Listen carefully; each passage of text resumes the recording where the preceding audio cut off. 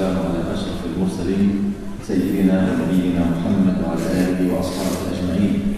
أما بعد، إن شاء الله نريد أن نسأل قبل أن نبدأ في حلقة التفسير، نريد أن نسأل عن الربع الأول من سورة البقرة. والسؤال الأول: ما معنى الإيمان؟ لماذا لا؟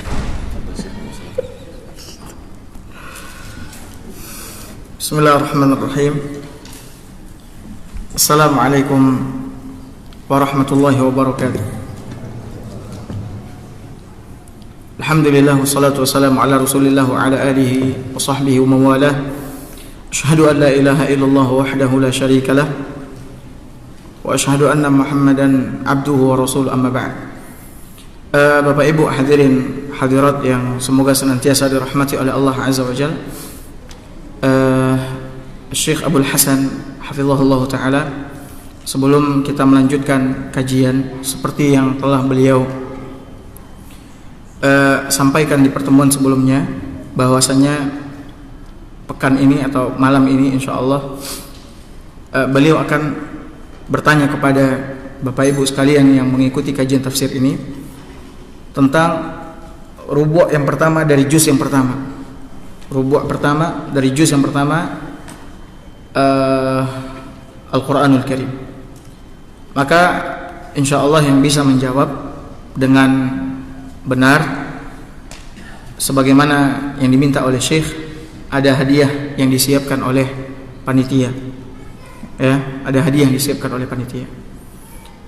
Boleh melihat catatan.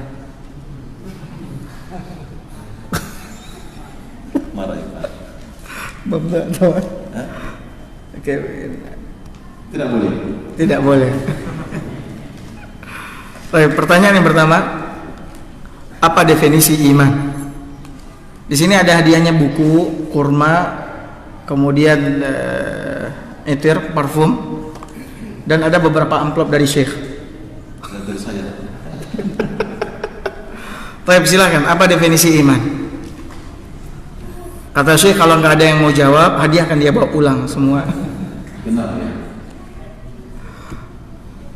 Silakan, apa definisi iman? Silakan. Anta ya akhi. Apa aslamnya?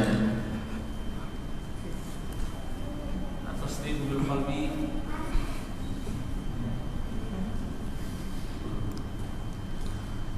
التصديق بالقلب والقول باللسان والعمل بالجوارح والأركان. Bahasa Indonesia. Itu semua tahu. Membenarkan dengan hati, mengucapkannya dengan lisan, dan mengamalkan dengan perbuatan anggota badan. Benar, masyaallah. Indak tafsir? Indak kitab tafsir? Buku tafsir ada? Tafsir. Syekh Ada mukhtasar. Ayo mukhtasar. تفضل يا أخي. بارك الله فيك. طيب. حياك. Iya. طيب. Bahasa Indonesia Syekh. Tafadhal. Ada beberapa ayat Allah Subhanahu wa taala menjelaskan tentang masalah iman. Dia berapa ayat? Berapa ayat Allah Subhanahu wa taala telah menjelaskan tentang rukun al-iman. Siapa tahu? Ya, Malim, silakan. Apa? Surah Al-Ikhlas. Dia juz pertama, Bang. Ya, yang kita sudah jelaskan. Maksud ayat berapa? Berapa ayat? C, go, tigo, ambil, berapa ayat? Ayat 1 sampai 5. 1 sampai 5. Salah. Nah, silakan. 5 ayat. Jangan, tidak. Nah. Ajo bingung? Berapa ayat? Nah, berapa ayat? Ya. Ambil. Masya Allah. Jazakallah khair. Ayatnya apa? Apa ayat? Ustaz bilang 5. Tidak. Ayat bagian pertama tidak. Yang kedua, ketiga, keempat, kelima. Ya. Hafal ayat ini? Ya, silakan. Silakan dibaca. Dibaca.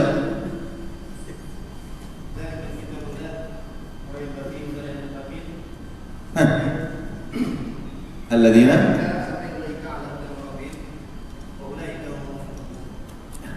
silakan. Ada yang baca ayat tentang orang muttaqin. Jadi ayat yang pertama tidak masuk. Dari ayat kedua sampai kelima. Ya. Barakallah. Ada saya mau bertanya tentang bagian al-kufur. Berapa bagian tentang al-kufur? Jenis atau macam kufur. Kufur. Jenis atau macam kufur. Ada berapa? Silakan. Dua apa? Kufur kecil, kufur besar. Kufur akbar dan kufur mantap sekali. Mantap sekali. Ya Mani, jazakallah khair. Atau mau kurma? Atau mau Atau mau ini? yang mana? Boleh itu sih. Apa? Tapi mungkin dia kusum. Ya. Zam ya. Baik. Al-kufur al-akbar, kufur yang besar. Berapa bagian? Kufur yang besar berapa bagian? Kufur besar ada berapa silakan. bagian? Anak, mantap. Yang pertama? Yang kedua? Kufur Ketiga? nifaq. Kelima? Keempat? Kufur nifaq. Kufur nifaq khalas. Jamil, mumtaz. Ya, silakan ya. Tapi ini mungkin kusum. Mau ini atau ini?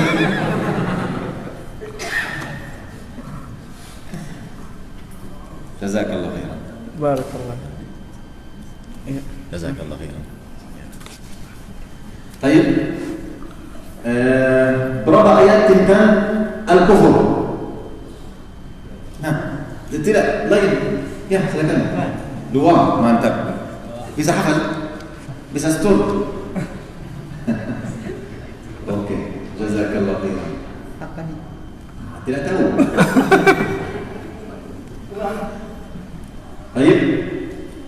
Berapa ayat tentang an-nifaq? Ya, silakan. 13 ahsan. Masya Allah, jazakallah. Silakan.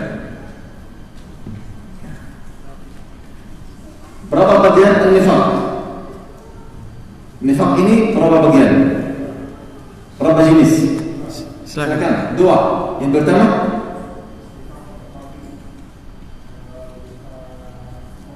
Ahsan, barakallahu fiik. Hadza li ana am lahu? Silakan.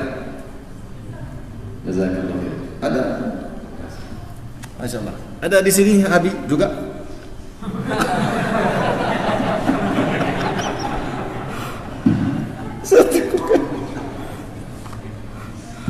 Baik, untuk akhwat. Untuk akhwat. Ada soal apa lagi? Soal apa lagi? Amsilah mungkin yani, amsilah nifaq. طيب النفاق العملي النفاق العملي berapa bagian untuk akhwat? النفاق العملي nifaq amali ada berapa bagian atau sebutkan beberapa contohnya untuk akhwat.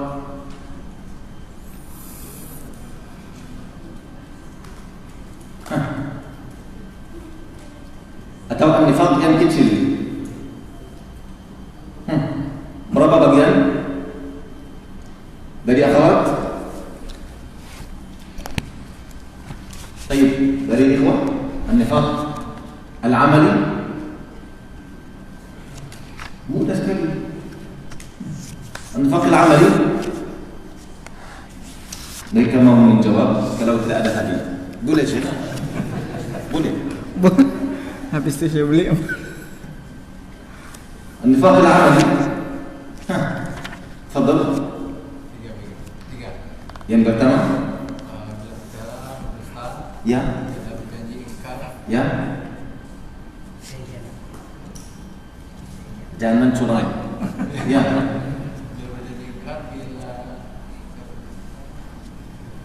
إذا حدث كذب إذا وعد Bila berbicara berkhianat.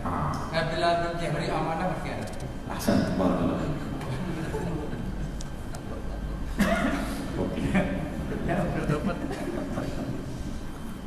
نبدأ شيخ. Baik. Jazakumullah khair. Insyaallah setiap mawdu' kita akan bertanya seperti ini insyaallah.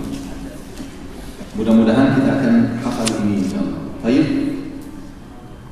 Qala Allah azza wa jalla, "Inna Allah la yastahi an yadriba mathalan ma."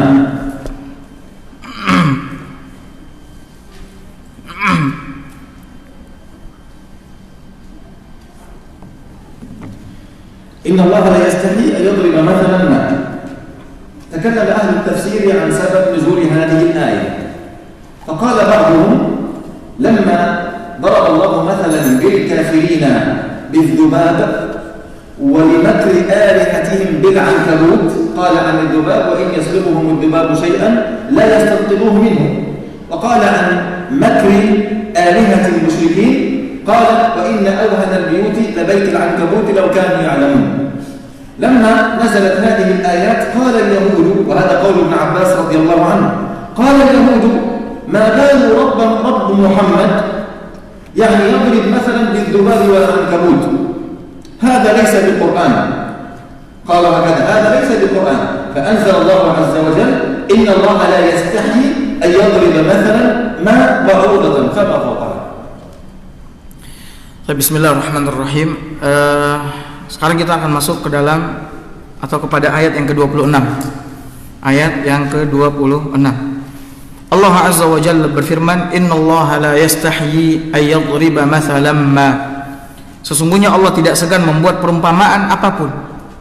Allah Subhanahu wa taala tidak segan membuat perumpamaan apapun.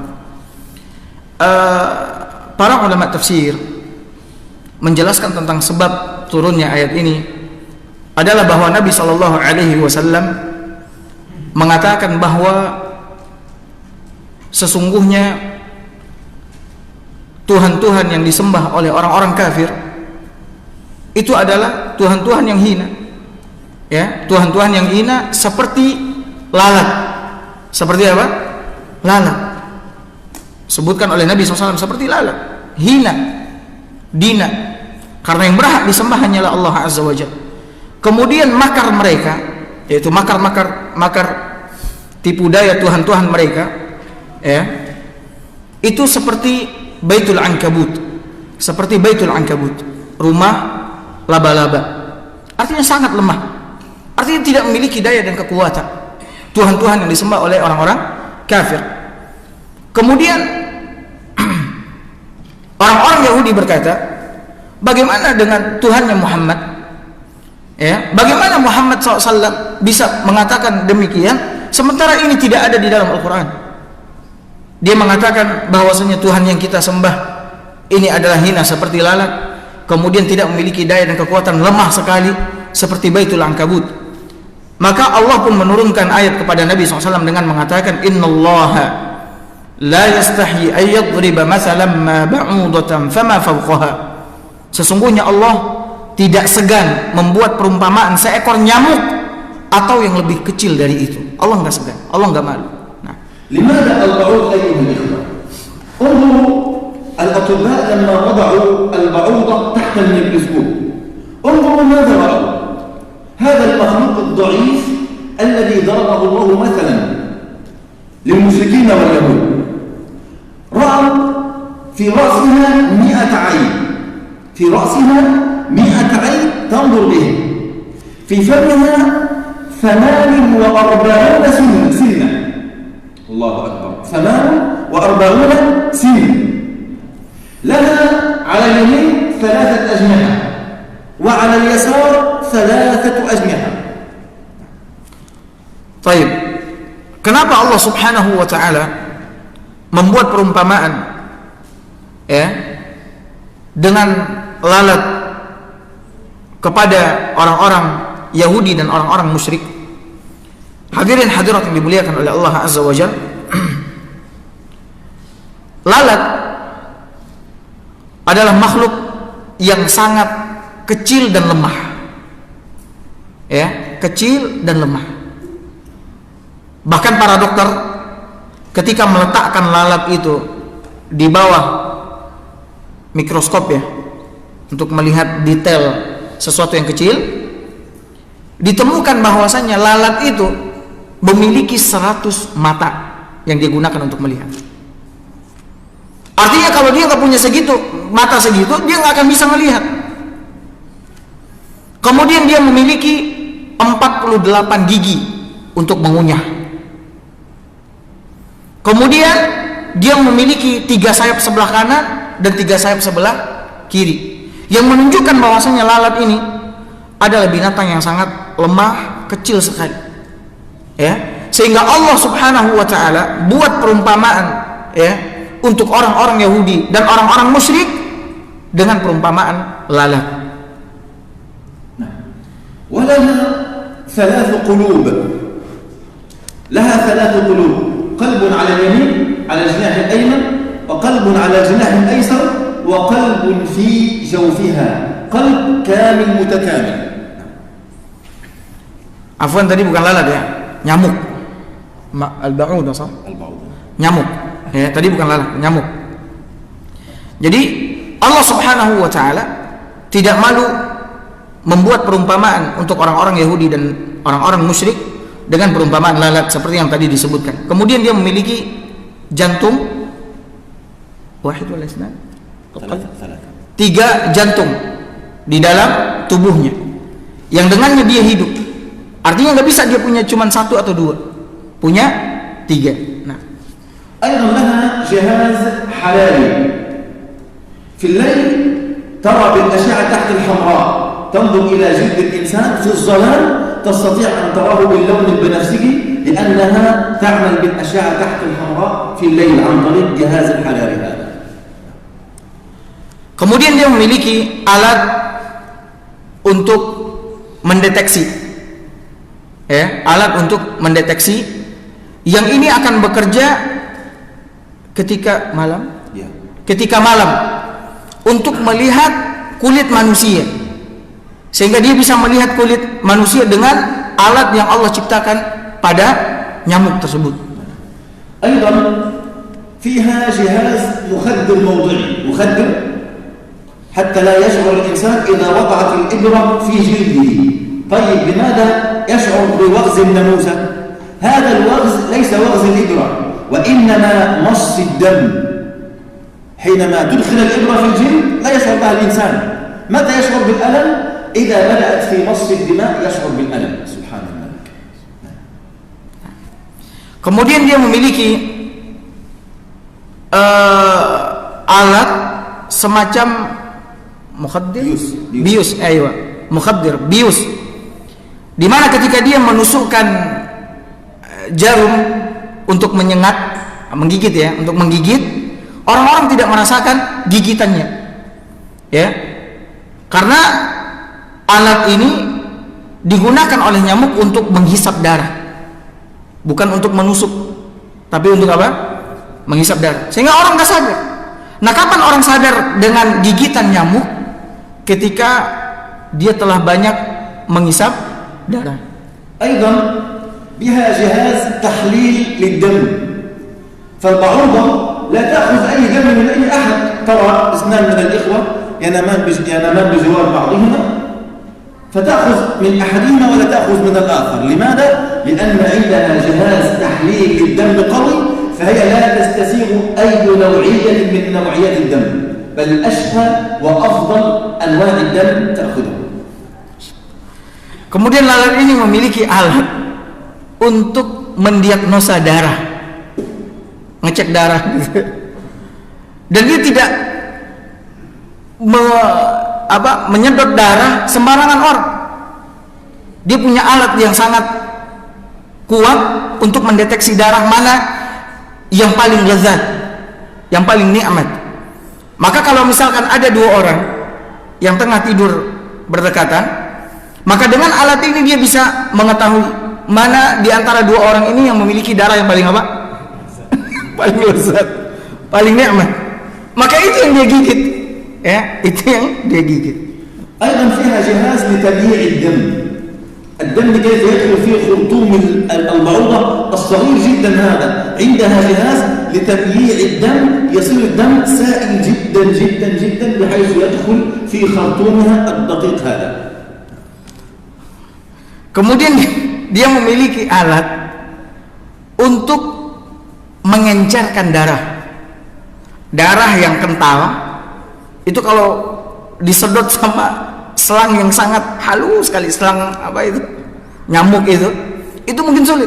Cuman dia memiliki alat untuk mengencerkan darah, sehingga sekecil apapun rongga selang jarum yang ada di mulut nyamuk tersebut, darah itu bisa masuk ke tubuhnya.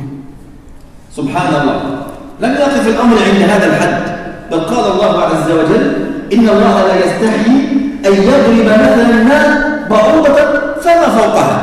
Kalimat fama fawqaha hadhihi laha ma'nayan. المعنى الأول أي فما أكبر منها من الحجم والخلق الكبير. المعنى الثاني أي ما فوق ظهرها.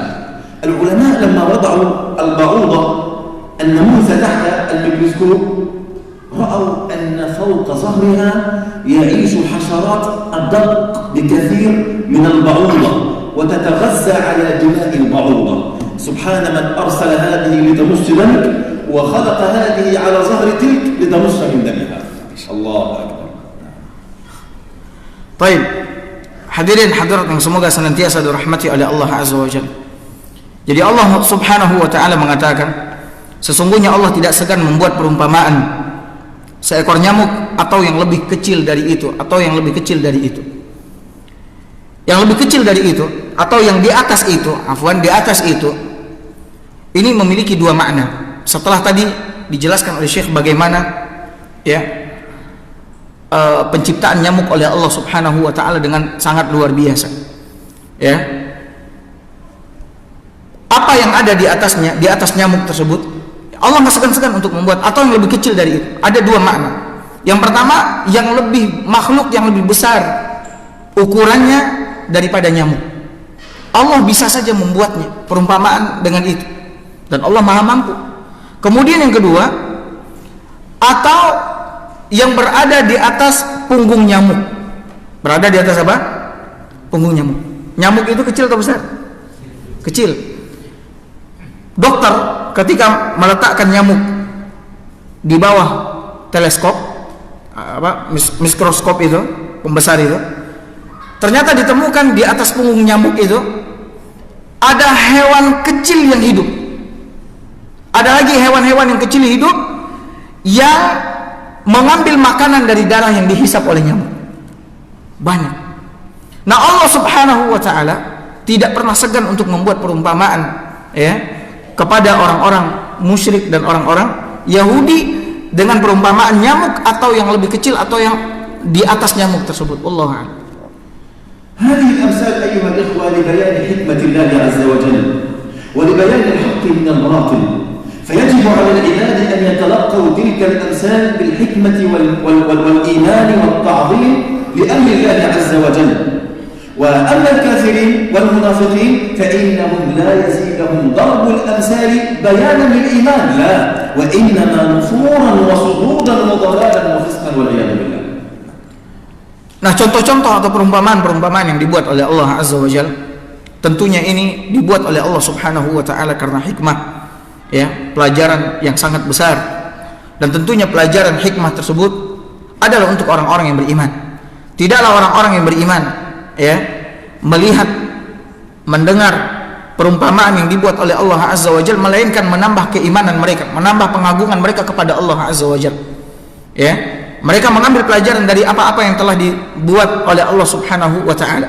Adapun orang-orang kafir, orang-orang musyrik, tidaklah Allah membuat perumpamaan seperti itu melainkan membuat mereka semakin jauh dari Allah Azza wa Jalla, semakin sesat dan semakin menghalangi mereka dari agama Allah Subhanahu wa taala yang hak ini. Makanya orang-orang yang beriman meyakini dengan keyakinan yang penuh bahwasanya apapun yang Allah ciptakan pasti ada hikmahnya, ada pelajaran yang Allah sisipkan di situ. لذلك قال الله عز وجل بعدها فأما الذين آمنوا فيعلمون أنه الحق من ربهم أما المؤمنون الذين إذا رأوا أي آية من آيات الكون يزدادون إيمانا وتعظيما للخالق جل وعلا ويعلمون أن الله ما خلق شيئا باطلا بل ما من شيء مخلوق على وجه الأرض إلا لحكمة نعلمها أو نجهلها. المهم الله أفعاله لا تخلو من حكمة عظيمة سواء علمناها أو جهلناها. هذا في مخلوقات الله فكيف في شرع الله عز وجل. فما من أمر أمر الله به وما من نهي نهى الله عنه إلا لحكمة عظيمة فإن أقدار الله لا تجري إلا على مقتضى الحكمة. Kemudian kalimat berikutnya Allah mengatakan fa'ammal ladzina amanu faya'lamuna annahu al-haqqu min rabbihim wa ammal ladzina kafaru fayaquluna madza arada Allahu bihadza mathala. Adapun orang-orang yang beriman mereka mengetahui bahwasannya apapun yang diciptakan oleh Allah Azza wa Jalla di alam semesta ini itu adalah hak dari Tuhan mereka yaitu Allah Azza wa Jalla. Orang-orang yang beriman memahami bahwa apapun yang Allah ciptakan setelah mereka melihat, memikirkannya, merenunginya, mereka mengetahui bahwasanya Allah menciptakan apapun itu karena hikmah, karena hikmah yang bisa saja diketahui oleh orang-orang yang beriman atau bisa saja tidak diketahui oleh orang-orang yang beriman. Dan tidak ada satupun yang diciptakan oleh Allah Azza wa Jalla di alam semesta ini sia-sia. Semuanya Allah ciptakan pasti ada apa? Ada hikmahnya. Di alam ini apapun yang Allah ciptakan pasti ada hikmahnya. Pasti ada hikmahnya. Baik hikmah tersebut diketahui oleh orang-orang yang beriman atau apa? Atau tidak. Yang jelas mereka meyakini dan mengatakan, mengikrarkan, menyatakan bahwasannya ini adalah ciptaan Allah Subhanahu wa taala yang hak. Dan Allah menciptakannya karena hikmah. Maka bagaimana dengan syariat Allah Subhanahu wa taala yang Allah tetapkan? Tidak ada satupun perintah yang Allah perintahkan atau satupun larangan yang Allah larang melainkan karena hikmah yang besar. Dan apapun yang Allah tetapkan itu sekali lagi kembali kepada hikmah Allah Subhanahu wa taala. Qala Allah Azza wa Jalla wa amma alladhina kafaru fayaquluna madza arada Allah bihadha mathalan ay ala wajhi al-inkari wat-ta'ajjub والرد والعياذ بالله يردون أمثال الله سبحانه وتعالى لا يتلقونها بالقبول والتسليم والإيمان بل لا يزدادون من آيات الله إلا كفرا ونفاقا وصدا والعياذ بالله وصدودا عن الحق. وأما الذين كفروا فيقولون ماذا أراد الله بهذا مثلا. Adapun orang-orang kafir mereka mengatakan terhadap ciptaan-ciptaan Allah Azza wa Jalla yang ada di alam semesta ini, baik yang kecil ataupun yang besar, mereka mengatakan madza aradallahu bihadza mathala. Mereka mengingkari, menolak kekuasaan Allah Azza wa Jalla, kemahabesaran Allah Azza wa Jalla di dalam ciptaannya. Apa yang Allah inginkan dari perumpamaan ini? Ini adalah pengingkaran, penolakan dari orang-orang kafir. Zat yang maha besar, yaitu Allah Azza wa Jalla, mereka ingkari, mereka tolak. Mereka tolak dengan perkataan mereka. Sehingga tidak ada satupun perumpamaan yang Allah buat dari sekian banyak perumpamaan melainkan menambah kekufuran orang-orang kafir, menambah mereka semakin jauh dari Allah Azza wa Jalla, semakin sesat, semakin terhalang untuk mengikuti kebenaran yang datang dari sisi Allah Subhanahu wa taala. Qala Allah Azza wa Jalla yudillu bihi katsiran wa yahdi bihi katsiran. Allahu akbar. Ay yudillu bihi al-kafirin wal fasiqin wal munafiqin wa man fi qulubihim marad wal iyad billah wa yahdi bihi al-mu'minin. Wa huna isharatun jamilatun ila al-maghza min al-Qur'an al-Karim. فما أنعم الله عز وجل على العباد بنعمة أكبر ولا أعظم من نزول القرآن. فالقرآن حينما يتنزل على المؤمنين فلا يزدادون إلا إيمانا وبشرى وخوفا من الله عز وجل ويقينا بالله سبحانه وتعالى. أما المنافقون ومن في قلوبهم مرض فلا يزدادون إلا رجسا إلى رجسهم ونفاقا إلى نفاقهم وضلالا إلى ضلالهم والعياذ بالله. لذلك قال ربنا في سورة طه لنبينا صلى الله عليه وسلم: ما أنزلنا عليك القرآن لتشقى إلا تذكرة لمن يخشى. Kemudian Allah Azza wa Jalla mengatakan yudhillu bihi katsiran wa yahdi bihi katsiran. Dengan perumpamaan tersebut banyak orang yang dibiarkan sesat oleh Allah Azza wa Jalla. Dan dengannya itu dengan perumpamaan itu juga banyak orang yang diberikan hidayah, petunjuk oleh Allah Subhanahu wa taala. Siapa orang-orang yang disesatkan oleh Allah Azza wa Jalla melalui perumpamaan-perumpamaan yang dia buat? Itu orang-orang kafir, orang-orang munafik, orang-orang yang jauh dari Allah Subhanahu wa taala, mengingkari Allah Subhanahu wa taala. Maka tidak ada perumpamaan yang dibuat oleh Allah Azza wa Jalla melainkan membuat mereka semakin kufur, semakin ingkar, semakin sesat, jauh dari Allah Azza wa Jalla. Dan siapa orang yang diberikan hidayah oleh Allah Azza wa Jalla melalui perumpamaan-perumpamaan yang dia buat? Itu orang-orang yang beriman. Ya, orang-orang yang beriman, orang-orang yang tunduk patuh kepada Allah Azza wa Jalla. Maka mereka akan mendapatkan hidayah. Tidaklah mereka mendapati perumpamaan dari Allah Azza wa Jalla melainkan menambah keimanan mereka, menambah pengagungan mereka terhadap Allah Azza wa Jalla, semakin membesarkan Allah Subhanahu wa taala. Makanya oleh karena itu Bapak Ibu sekalian, semoga senantiasa dirahmati oleh Allah Azza wa Jalla, para ulama menyebutkan seperti yang disebutkan oleh Syekh di sini, ada isyarat yang sangat halus sekali, yang sangat luar biasa yang dikeluarkan oleh para ulama dari ayat yang mulia ini, yaitu bahwasannya nikmat yang paling besar yang Allah turunkan, Allah berikan kepada manusia adalah nikmat diturunkannya Al-Quran. Diturunkannya Al-Quran, di mana di dalamnya Allah Subhanahu wa taala menjelaskan kepada kita tanda-tanda kebesarannya, sehingga tidaklah orang-orang yang beriman membacanya, merenunginya, menghayatinya, melainkan semakin bertambah keimanan mereka kepada Allah Azza wa Jalla, semakin besar kecintaan mereka kepada Allah dan rasa takut mereka kepada Allah Azza wa Jalla. Al-Quran ini diturunkan oleh Allah untuk menunjuki manusia, bukan untuk membuat orang merasa berat, sengsara, celaka dengan Al-Quran. Dan tidaklah orang merasa celaka, berat dengan Al-Quran kecuali orang-orang kafir. Makanya Allah mengatakan dalam surat Taha, ma anzalna ilaikal qur'ana litashqa, ma anzalna alaikal qur'ana litashqa. Kami tidaklah menurunkan Al-Quran kepadamu untuk membuatmu sengsara, celaka, melainkan Allah Subhanahu wa taala menurunkan Al-Quran itu tujuannya untuk menunjuki kita, untuk memperkuat keimanan kita kepadanya. Nah, azan Isya belum ya? 2 menit.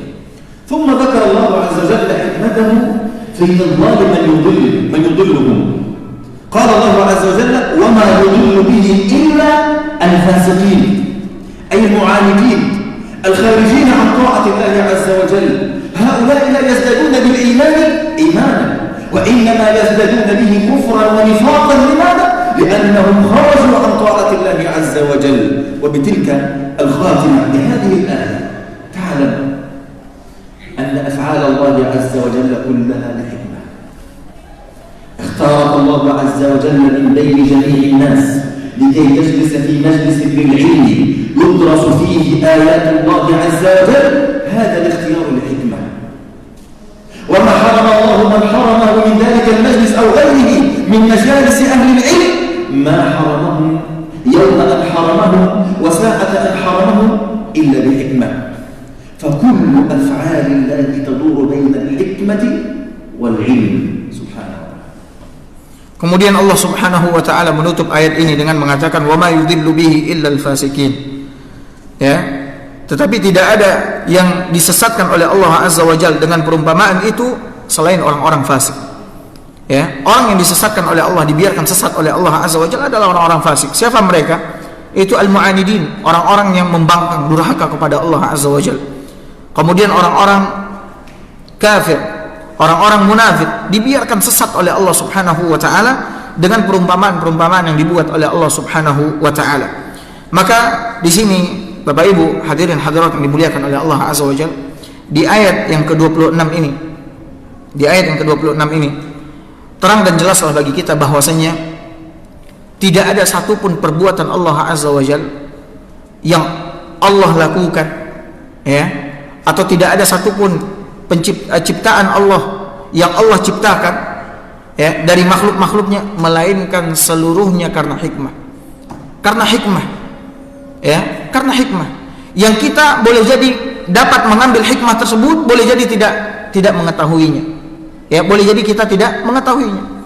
Allah Subhanahu wa taala sekarang ini menuntun kita untuk datang ke masjid, duduk di majlis ilmu. Ini karena hikmahnya. Karena hikmahnya, ya, Allah tuntun kita, Allah tunjuki kita, Allah berikan kita taufik pertolongannya, duduk di majlis ini karena hikmahnya. Dan orang-orang yang dihalangi oleh Allah Azza wa Jalla, dibiarkan oleh Allah Azza wa Jalla untuk tidak datang ke masjid, untuk tidak datang ke majlis ilmu, menimba ilmu, ya, ini pun juga karena hikmah. Ini pun juga karena apa? Karena hikmah. Maka oleh karena itu tidak ada satupun perbuatan Allah Azza wa Jalla di alam semesta ini melainkan semuanya berada di antara hikmah dan ilmu Allah Subhanahu wa taala yang sangat luas. Makanya kita harus meyakini dan membenarkannya, tidak boleh menolaknya dan mengingkarinya. Wallahu a'lam bishawab. Insyaallah kita lanjutkan setelah azan Isya. Naam ayyuhal ikhwah, ma min syai'in khalaqahu Allah jalla wa ala illa li hikmah. Ma min syai'in khalaqahu Allah jalla wa ala illa li hikmah. Hatta kalam Allah azza wa jalla kullu surah laha 'adadu ayat nazalat bi hikmatin 'azimatin jiddan. Ala sabil al-misal, yani ana aqulu hadha لتعلموا أن أوامر الله جل وعلا ونواهيه قائمة على الحكمة البالغة سواء علمناها أو جهلناها. عدد آيات سورة القرآن سورة البقرة 286 آية بكل القراءات المختلفة، 286 آية.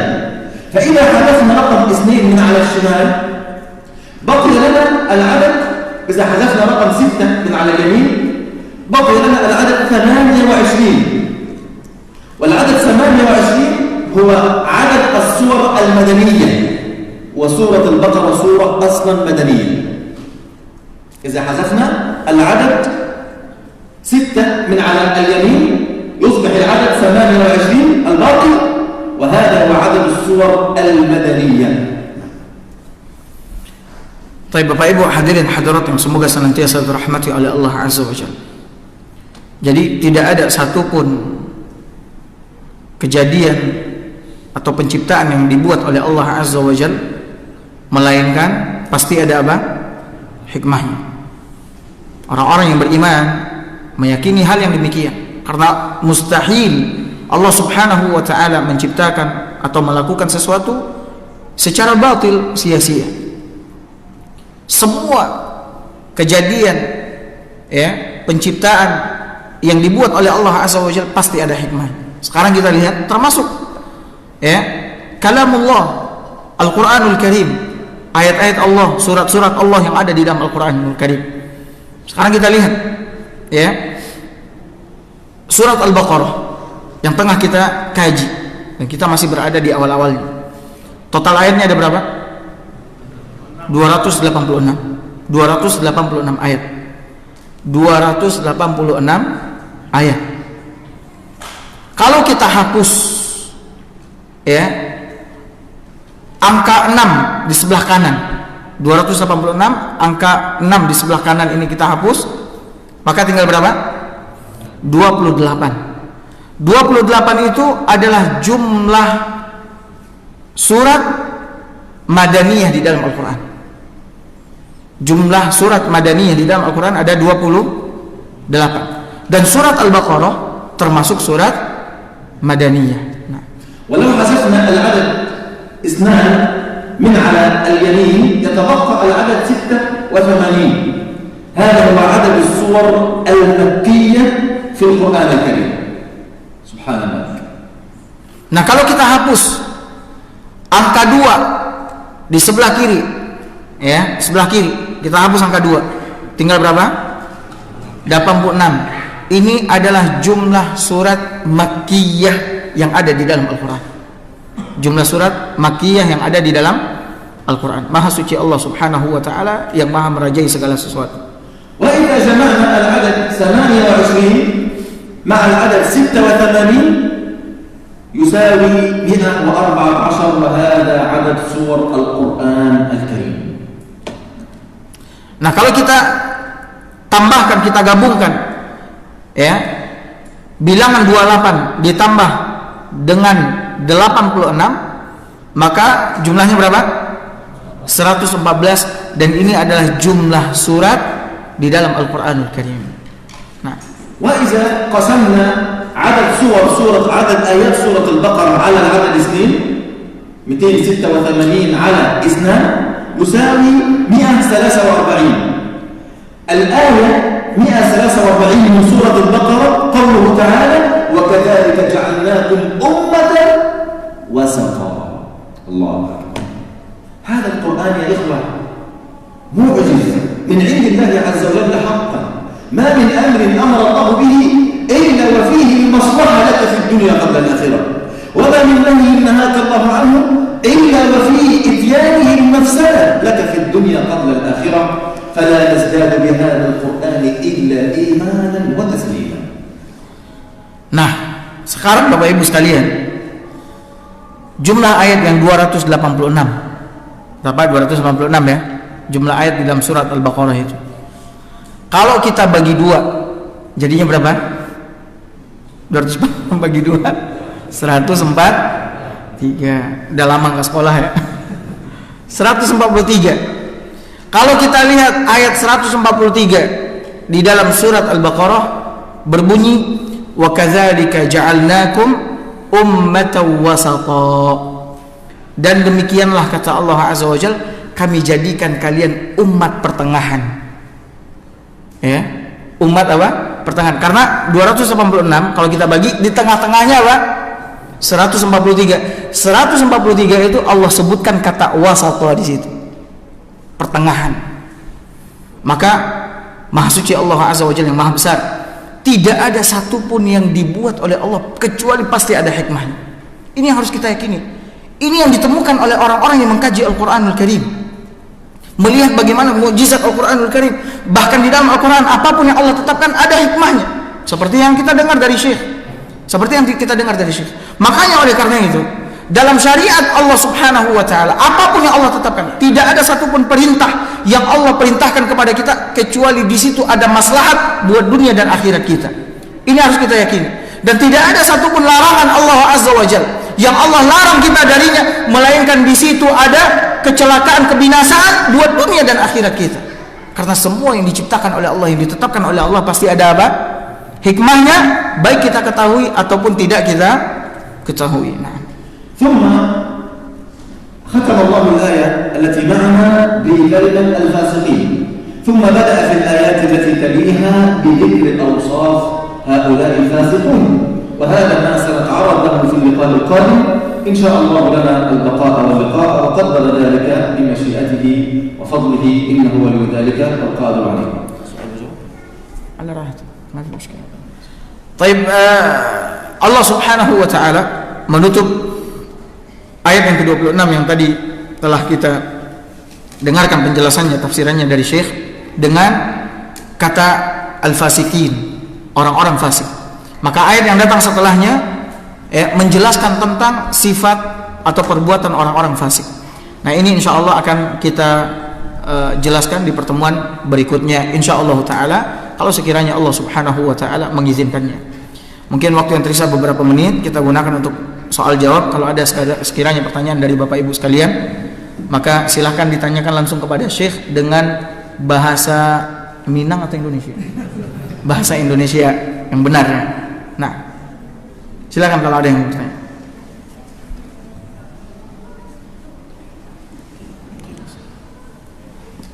Nggak ada yang mau bertanya? Baik, nggak ada masalah.